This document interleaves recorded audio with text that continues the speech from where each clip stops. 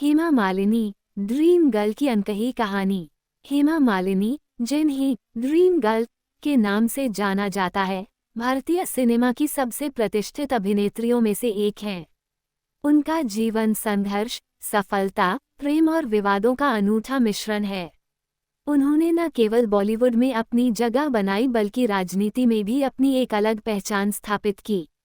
इस कहानी में हम उनके फिल्मी करियर, जीवन के उतार चढ़ाव, प्रेम कहानियों और विवादों पर विस्तार से चर्चा करेंगे। बचपन और शुरुआती जीवन। हेमा मालिनी का जन्म 16 अक्टूबर 1948 को तमिलनाडु के अम्मनकुडी गांव में हुआ था। उनका पूरा नाम हेमा मालिनी चक्रवर्ती है। उनके पिता वी.एस.आर. चक्रवर्ती एक सरकारी कर्मचारी थे और मां जया चक्रवर्ती एक फिल्म प्रोड्यूसर थीं। हेमा को बचपन से ही नृत्य और कला में रुचि थी।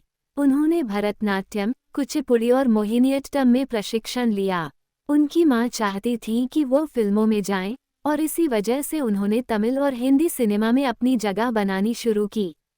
फिल्मी करियर की शुरुआत। हेमा मालिनी ने 1961 में एक तमिल फिल्म इथु साथियम में एक छोटी भूमिका निभाई थी, लेकिन उनकी पहली मुख्य भूमिका 1968 में आई फिल्म सपनों का सौदागर में राज कपूर के साथ थी। हालांकि यह फिल्म बॉक्स ऑफिस पर सफल नहीं रही, लेकिन हेमा की खूबसूरती और अभिनय की चर्चा पूरे इंडस्ट्री में होने लगी। इसके बाद उन्होंने जॉनी मेरा नाम 1970, अंदाज 1971 और सीता और गीता 1972 जैसी फिल्मों में अभिनय किया और खुद को एक सुपरस्टार के रूप में स्थापित किया। हेमा मालिनी ने लगभग 150 से अधिक फिल्मों में काम किया और 70-80 के दशक की टॉप अभिनेत्रियों में से एक बनी। करियर के उतार चढ़ाव। हर स्टार की तरह हेमा मालिनी के करियर में भी कई उतार चढ़ाव आए। 1980 के दशक के बाद बॉलीवुड में नई अभिनेत्रियों की एंट्री हुई, जिससे उनका करियर थोड़ा धीमा पड़ गया। उन्होंने 1981 में सत्यम शिवम सुंदरम को ठुकरा दिया, जो बाद में जीनत अमान ने की और सुपरहिट साबित हुई। 1990 के बाद उन्होंने सिर्फ चुनिंदा फिल्मों और टीवी सीरियल्स में काम किया। हेमा मालिनी ने निर्देशन और प्रोडक्शन में भी हाथ आजमाया और दिल आशना है 1992 का निर्देशन किया, जिसमें शाहरुख खान थे। हेमा मालिनी के अफेयर्स और प्रेम कहानियां। जितेंद्र और हेमा मालिनी। 1970 के दशक में हेमा और अभिनेता जितेंद्र के अफेयर की चर्चाएं तेज थीं। दोनों ने कई हिट फिल्में दी, जैसे जस्टिस चौधरी और खुद गर्ज। कहा जाता है कि जितेंद्र ने हेमा को शादी के लिए प्रपोज किया, लेकिन हेमा उन्हें सिर्फ एक दोस्त मानती थीं।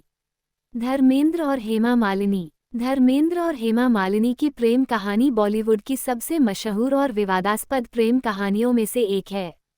दोनों की पहली मुलाकात शराफत 1970 फिल्म के सेट पर हुई, लेकिन इनका प्यार शोले 1975 की शूटिंग के दौरान परवान चढ़ा। धर्मेंद्र पहले से ही प्रकाश कौर से शादीशुदा थे और 4 बच्चों के पिता थे, लेकिन हेमा मालिनी और धर्मेंद्र एक दूसरे को बेइंतहा प्यार करने लगे। प्रकाश कौर ने धर्मेंद्र को तलाक देने से इनकार कर दिया, जिससे हेमा और धर्मेंद्र ने इस्लाम धर्म कबूल कर लिया और 1980 में शादी कर ली। शादी के बाद हेमा और धर्मेंद्र के 2 बेटियां हुईं, ईशा देओल और अहाना देओल। हेमा मालिनी की बेटी ईशा देओल भी बॉलीवुड में आईं, लेकिन उतनी सफल नहीं रहीं। उनकी दूसरी बेटी अहाना फिल्मों से दूर रही। धर्मेंद्र और हेमा की शादी 40 से ज्यादा सालों तक चली और दोनों ने अपने रिश्ते को संभाल कर रखा। हेमा मालिनी की कहानी संघर्ष, सफलता, प्रेम और विवादों से भरी हुई है। उन्होंने अपनी मेहनत और लगन से बॉलीवुड में खुद को स्थापित किया और आज भी उनकी लोकप्रियता बनी हुई है। उनकी फिल्में, डांस और राजनीतिक सफर उन्हें हमेशा भारतीय इतिहास में एक महत्वपूर्ण स्थान दिलाएंगे। ऐसे ही और रोचक फिल्मी कहानियों को सुनने के लिए हमारे चैनल को सब्सक्राइब करना मत भूलें।